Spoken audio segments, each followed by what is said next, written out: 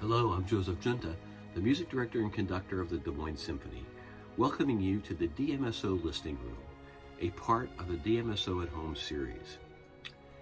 It gives me great joy to speak about our next program in the Civic Center with live audiences. The two performances are this Saturday, October 23rd at 7:30 p.m. and Sunday, October 24th at 2:30 p.m. We'll begin with music by American composer George Walker, who lived from 1922 to 2018. He was a man of many firsts. He was the first African American to win the Pulitzer Prize in Music in 1996.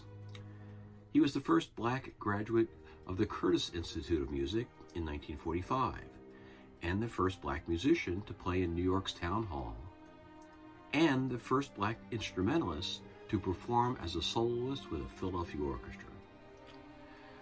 Walker's Lyric for Strings, written in 1945, is a beautiful and tender work dedicated to his grandmother, who had died a year earlier.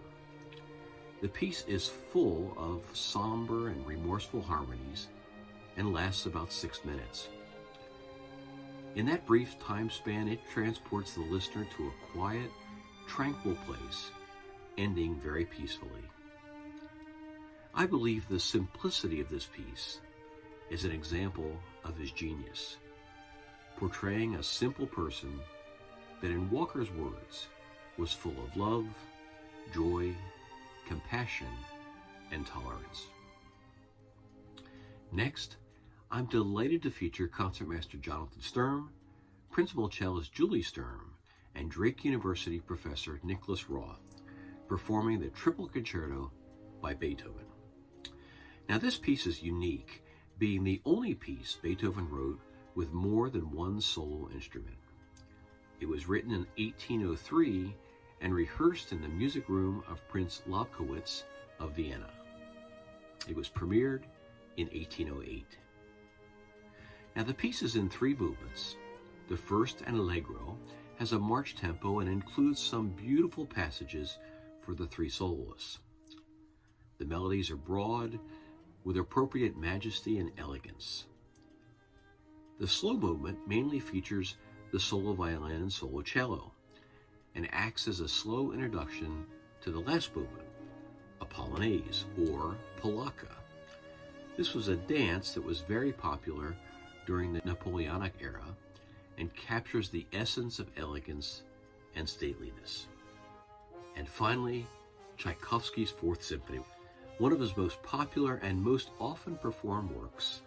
The backstory of this piece has always fascinated me. We now know the agony Tchaikovsky suffered, repressing his homosexuality.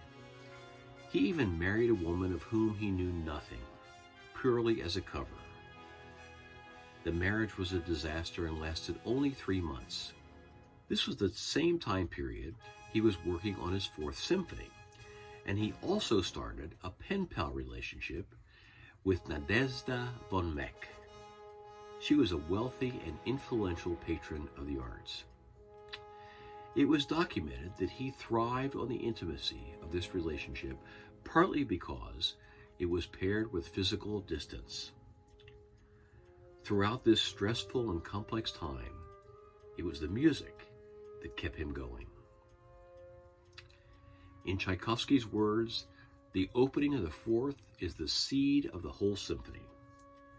He went so far to say that this is fate, the fatal force which prevents the impulse of happiness from obtaining its goal. He compared the opening to the famous 4 notes of Beethoven's Fifth Symphony. And after this opening, there's a gorgeous waltz theme that appears. At first it's veiled and distant somewhere far away, and then recurring, unleashing energy and uncertainty throughout the entire movement.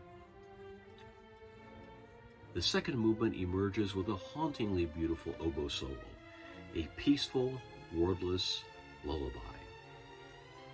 The third movement is refreshingly unique, as the strings pizzicato or pluck the strings throughout the piece with their fingers rather than the use of the bow. The finale, a true tour de force for orchestra, is full of blazing speed and brilliance and virtuosity that only Tchaikovsky could create. It swings from the dark mood of the first movement to a more joyful mood, bursting forth with a turbulence and a pace that ends in exhausted triumph and jubilance. Mozart once said that every note he wrote was intended to be sung. One might draw a parallel to Tchaikovsky's music, but rather his notes were intended to be danced. His ballets Sleeping Beauty, Nutcracker, and Swan Lake are all masterpieces, and all of his instrumental music cannot be heard without imagining the great Russian ballet dancers of the Mariinsky or Imperial Bolshoi theaters. The second part of Tchaikovsky's genius manifests in his remarkable melodic writing.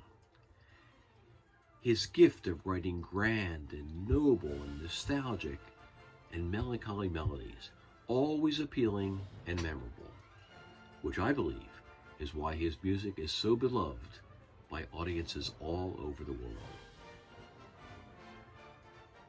We can't wait to perform this program for you this weekend.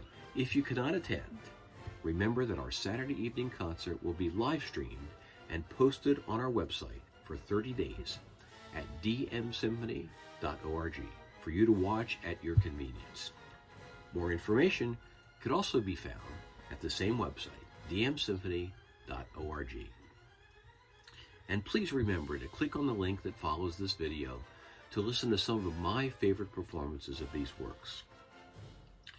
Thanks so much for watching, and I look forward to seeing you this weekend at the Symphony.